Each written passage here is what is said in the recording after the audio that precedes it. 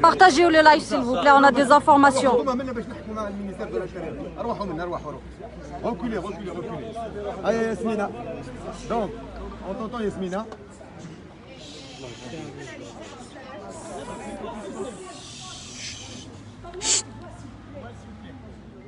Donc, كنت مع l'avocat à Maître Bofors.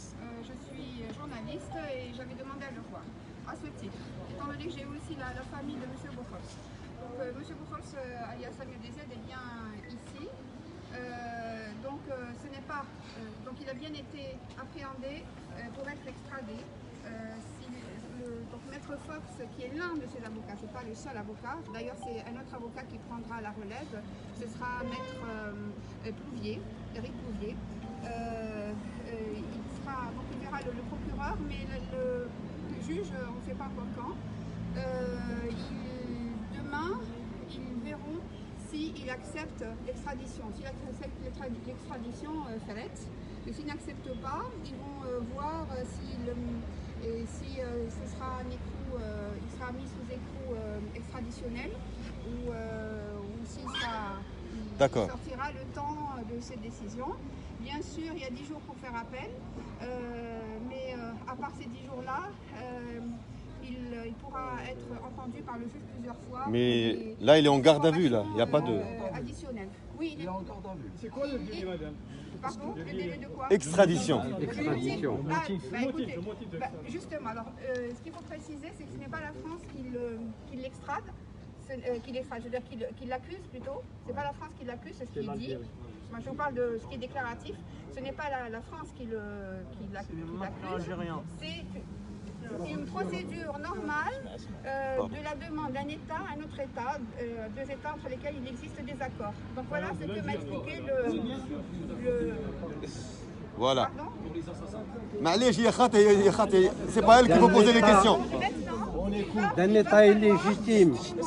On écoute, silence. On écoute. Ouais. Lève ta voix un petit peu, Bachis Maroc. Il s'agit simplement maintenant pour Ahmed Bofors, Ahmed Dezed, de prouver que c'est pour des motifs politiques qu'il y a demande d'extradition. Parce que la France n'extrade pas pour des motifs politiques. Donc il va s'agir pour lui de prouver, plaider, de prouver que c'est pour des motifs politiques. Voilà. Il y a plusieurs choses qui sont en cours, mais là on ne va pas divulguer la vie privée de M. Bofors. Donc M. Bofors est en détention et il plaidera le fait que c'est sur des accusations politiques, que ce serait un énième prisonnier politique. Parce que l'Algérie demande à ce qu'il aille purger ses peines en Algérie. Si les peines sont politiques, la France n'a pas extradé on les laisse finir d'abord. Un cyberactiviste, un opposant politique. Est-ce que vous passez au madame? Eh bien, ça va être rapide. En effet, oui, on peut dire que c'est un référé. Demain, il sera entendu, mais ce ne sera pas devant monsieur le juge ou madame le juge. Donc ça va être devant qui? Demain, c'est le procureur. Ensuite, le juge. Mais on n'a pas de date. L'avocat lui-même n'a pas de date. Pour le moment. Non, c'est une demande d'extradition et maintenant il va falloir, c'est-à-dire que pratiquement il va s'agir de savoir demain si on acte cette extradition tout de suite ou si on creuse la personnalité de M. Bofors, pourquoi en Algérie il y a une demande d'extradition et puis surtout il a été condamné pour, je crois, 32, 34 ans. 32 ans. Non, je crois qu'il y a plus. 37. Voilà. Donc, je crois que c'est 34 ans actuellement. Bref, il a été condamné plusieurs fois. Voilà. Donc voilà ce que j'ai à dire. J'ai parlé donc avec l'avocat. Ce sont pas mes interprétations, mes analyses ou quoi que ce soit. Je parle à titre de journaliste, du journaliste qui a rencontré l'un des avocats de Maître Boraf. D'accord. Est-ce que ce délai de 48 heures, Palona 48 heures, il peut être extradé en 48 heures? Non, c'est ce qui avait commencé à circuler, mais ça ne se fera pas dans ces délais-là. Merci. L'essentiel, c'est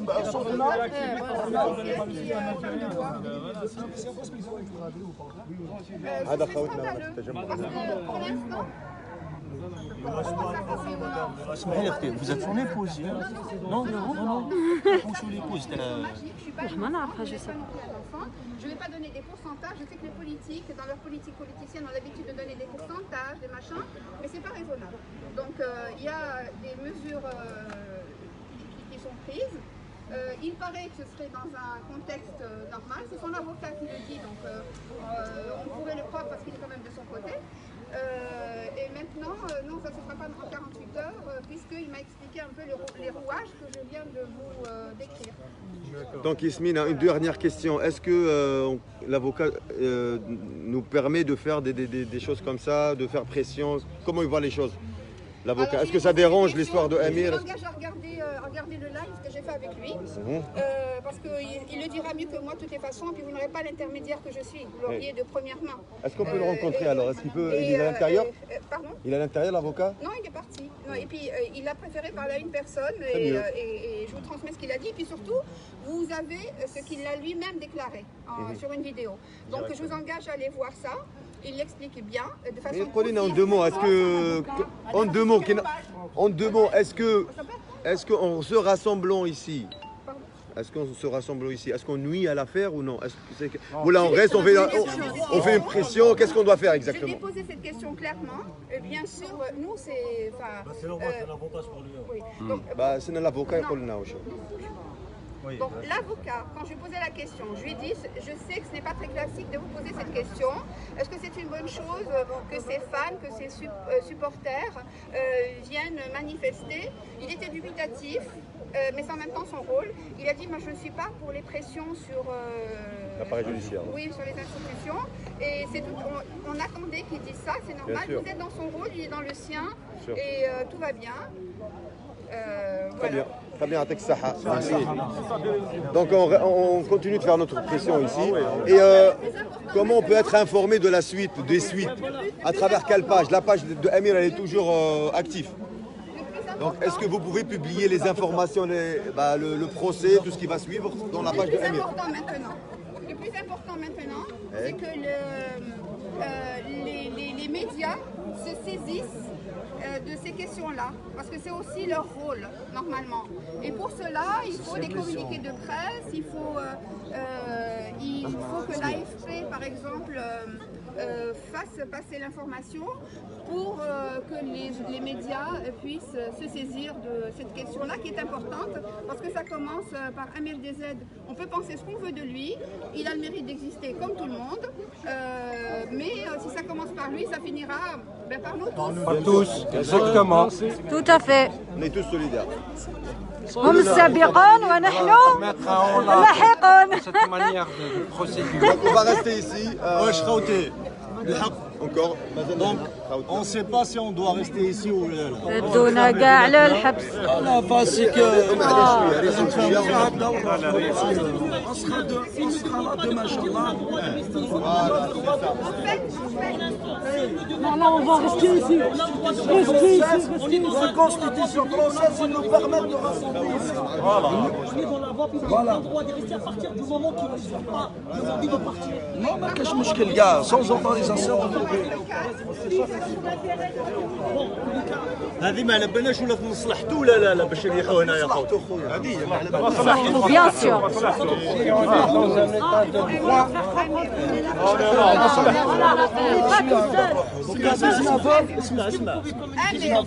Attends, laisse-le parler. Amir doit prouver qu'il a une vie en France, qu'il a une famille en France, qu'il a des raisons d'être en France, qu'il vous a tous, vous êtes sa grande famille, et qu'il a pignon sur rue et qu'il n'a aucun intérêt à se sauver. Et s'il arrive à plaider cette question-là, il n'y a pas de raison pour qu'on le garde sous écrou. Il pourrait être sous contrôle judiciaire. Donc c'est soit le contrôle judiciaire, soit l'écrou extraditionnel. Voilà les deux termes juridiques entre lesquels il va falloir jongler, et on espère bien sûr qu'il sera décidé qu'il sera sous contrôle judiciaire plutôt que sous écrou extraditionnel. Voilà. Merci. Merci. ان ميساج خونا امير خونا امير رانا كاع معاك ما راك تشوف هنا رانا على الاقل 60 80 واحد براس. كاين ناس مساكن اللي غلطوهم راحوا الكوميساريا. هنا رانا قدام المينيستير دو لانتيريور في نونتير بريفكتور، سي المينيستير دو لانتيريور. هذه يا خوتي رانا هنا لمسانده اخينا امير ديزاد الجزائري كي حنا كامل هنايا. تحيه للجزائر. تحيه للجزائر. ليبيري Libérez Amir Dizad, libérez Amir Dizad, libérez Amir Dizad, libérez Amir Dizad.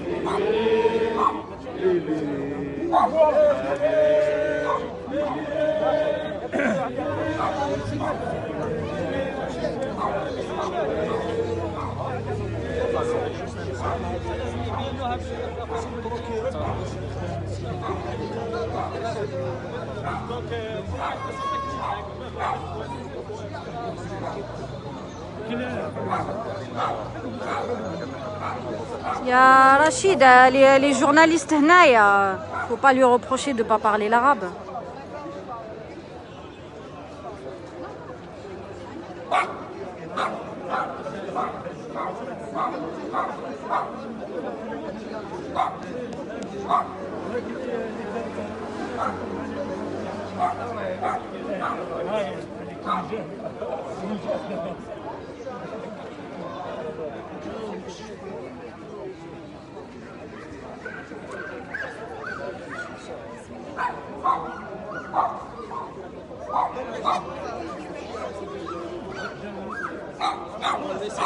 Sinon, vous avez des nouvelles de lui personnellement? Il va bien? Ah oui, je suis en live.